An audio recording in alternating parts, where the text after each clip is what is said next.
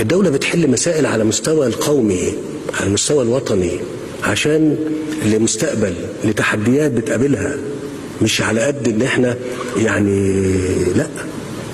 يعني احنا كنا بنتكلم في الكهرباء من 3-4 سنين، وكل الدنيا كانت بتقول هتتحل ازاي.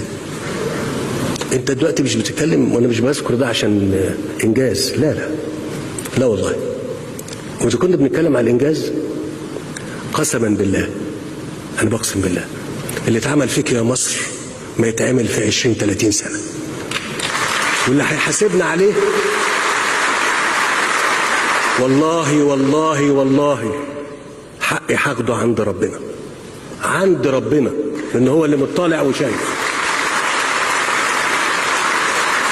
فالمهم يعني الكهرباء، انت النهارده بنقول الدكتور شاكر مستعد يصدر لاوروبا ومستعد يصدر